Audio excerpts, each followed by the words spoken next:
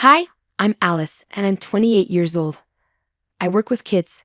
Recently, my boyfriend Tom proposed to me, and now I'm visiting his parents for the first time.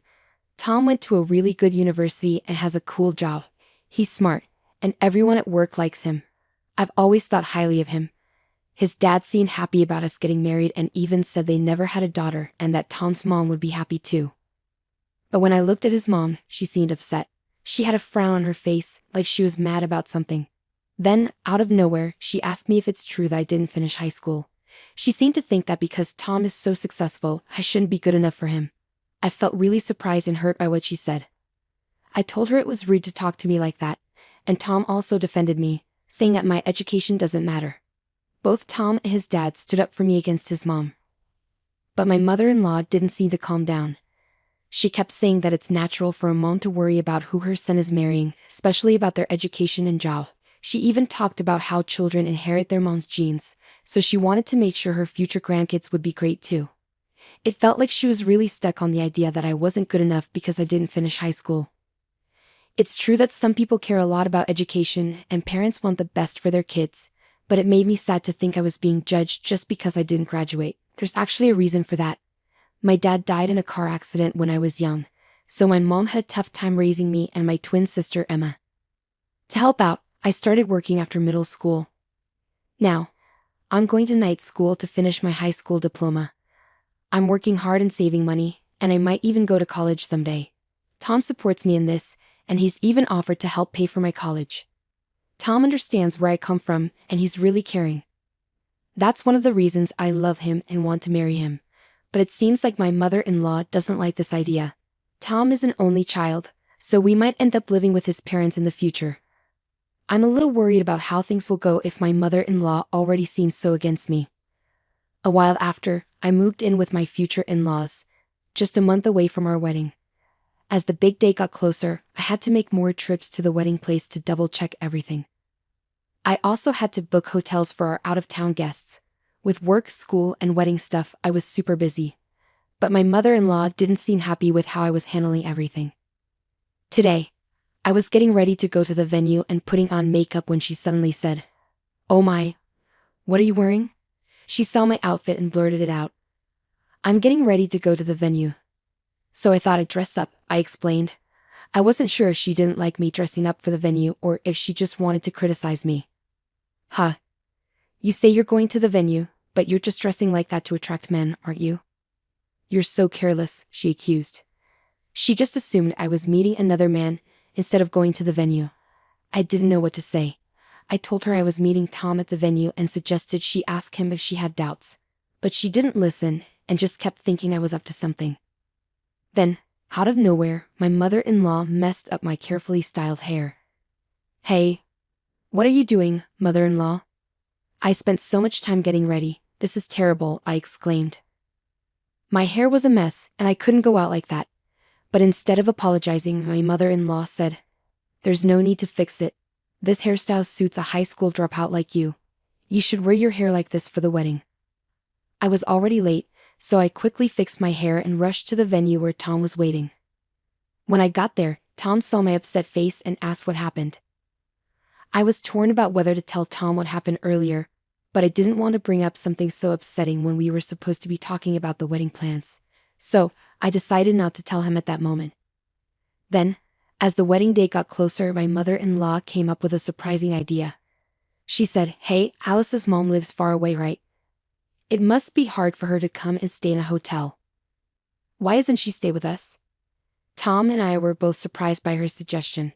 It would save money on hotels and it could help our families bond better. Tom suggested I talk to my mom about it, so I did right away. My mom was really happy with the idea, and we decided that my twin sister Emma would come too. At first, I thought my mother-in-law was being nice, but I had no idea what she would do next. The day before the wedding, my mom and sister came to stay at my in-laws' house. Seeing them after such a long time made me really happy. My sister Emma and I are super close, so we decided to share a room for the night. Emma fell asleep quickly after having a few drinks. She's out like a light, I thought, knowing she wouldn't wake up easily. Just as I was about to go to sleep too, I heard the door to our room open. I was puzzled and then heard a buzzing noise, like someone was shaving something. Now you won't be able to go to the ceremony tomorrow, will you? No need for hair for a girl who didn't finish middle school, I heard my mother-in-law say. I was shocked and turned on the lights. Mother-in-law, what are you doing? I exclaimed. The person in the bed suddenly sat up, surprising my mother-in-law too. Huh. Mother-in-law, you're Alice, right? She said, confused. She had mistaken me for Emma. That's not my hair. We're twins, and our faces really look alike, I explained. It turned out that it wasn't me whose hair got shaved, it was my sister Emma. What? How could this happen? It was supposed to be Alice, my mother-in-law exclaimed, clearly shocked. But Emma was still fast asleep, probably due to the drinks she had. When she wakes up and realizes her hair is gone, she'll be really mad. Emma's not one to hold back her feelings, so I knew she'd be furious. I can't cover for you on this, mother-in-law, I told her, feeling guilty. She probably left the room feeling uneasy. The next morning, Emma saw herself in the mirror and freaked out. She was furious about being bald. Our mom was there too and couldn't help but cry in shock. Tom was disturbed too, saying, "This is terrible. Who would do such a thing?" So, I decided to tell everyone what happened the day before. I was curious to see how my mother-in-law would react this morning, but she wasn't around. My father-in-law said she went for an early walk and hadn't come back yet. I started worrying that she might have run away, so I told her relatives everything and went to look for her. About 30 minutes later, a relative called me to say they found her at a nearby convenience store, so my father-in-law went there. My mother-in-law came back home with a bunch of excuses, unaware that she was being searched for. When she got home, she immediately said, "I didn't do anything wrong. It's all Alice's fault." Alice used the clippers on her own and shaved Emma's hair while she was sleeping next to her. I told everyone, shocked that she was trying to blame me. Don't be absurd. I didn't do anything. Weren't you the one who entered the room yesterday? It's ridiculous that you're still lying about it, I snapped, feeling frustrated by her denial. But my mother-in-law kept denying her involvement. Then my father-in-law seemed to recall something. He went outside and returned with something in his hand. "Alice, is this the clipper?" he asked, holding it out to me. When I looked at the clipper, I instantly recognized it as the one my mother-in-law used last night to shave off Emma's hair. That's it. That's the clipper. But where did you find it? I asked, feeling confused. It seems this clipper originally belonged to your father-in-law. He's always been particular about his appearance and carried grooming tools with him. When we checked his car, the compartment where he kept his grooming stuff was messed up. And the clipper was gone, my husband explained. I always keep my car keys in the bedroom. If there's brown hair in this clipper, then it's clear that your mom is the one responsible, my father-in-law added, beginning to take apart the clipper. Inside the clipper was unmistakably brown hair, which we knew belonged to Emma. She probably couldn't clean it properly because she had to rush out in the dark, my father-in-law concluded, displaying the hair to everyone.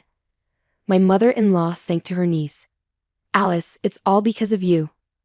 You tricked Tom, despite being uneducated and poor. I wanted you to leave Tom no matter what," she confessed. I felt sickened by my mother-in-law's selfish words, but the one who reacted the strongest was Emma, who had her hair shaved off. "I don't care what's happening to you," Emma said strongly. "What can we do now?" "I can't go to the wedding looking like this," she said, sounding upset.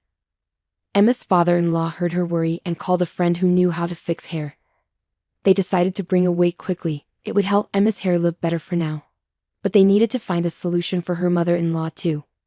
30 minutes later, the friend of Emma's father-in-law came with the wig, and Emma looked beautiful with her new hair. At first, they thought about cutting the mother-in-law's hair like they did with Emma, but they didn't feel right about it. Instead, they decided to reveal the mother-in-law's bad actions to everyone. At the wedding, there were some landlords who had been helping the mother-in-law's family for a long time. They were close to Emma's father-in-law, and hearing about what happened would surely affect the mother-in-law's parents. The landlords had been giving them a discount on their rent, but they might stop helping them once they found out about the mother-in-law's behavior. They might even make things worse by increasing the rent or making them leave the apartment. The mother-in-law's parents were poor and depended on this help. If they were forced to leave their apartment, they would have to stay with the mother-in-law. But from what Tom had said before, it seemed like the mother-in-law didn't get along with her parents and wouldn't want to take care of them. Living with her parents would be very difficult for the mother-in-law. "Please wait, I'll be in big trouble if you do that. I'm really sorry, it was my fault. I got carried away and did something wrong. I'm sorry, Emma. I'll compensate you for the damage, so please forgive me." The mother-in-law kept apologizing over and over again, bowing down on the floor. But even with all the apologies, Emma's hair couldn't be fixed. After talking it over, they decided that Emma's father-in-law and Tom would tell everyone about what the mother-in-law did. Emma had already agreed to this. The mother-in-law said she didn't want to go to the wedding and tried to escape, but Emma and Tom stopped her.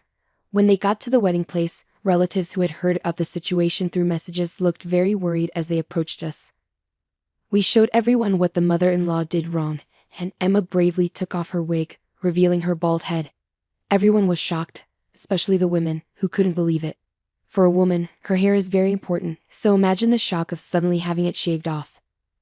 Seeing Emma like this made some people cry. Then, as expected, the landlord came to the mother-in-law and asked if it was true. At first, she tried to lie, but Emma's father-in-law encouraged her to tell the truth, and she finally admitted it. The landlord was furious and also scolded the mother-in-law. After that, the mother-in-law looked sad during the rest of the ceremony, which was unusual for her. The wedding went well, and we were happy to have the blessings of many people. But we couldn't stay in the same house with the mother-in-law anymore. So we decided to move to our own apartment and start a new life as a couple. The mother-in-law panicked when she realized we were leaving the house. She cried and begged us not to go, but we couldn't stay with her anymore. Even the father-in-law felt the same way. He told her he wanted a divorce and asked her to leave the house. The mother-in-law looked scared and held onto the father-in-law, pleading with him to reconsider.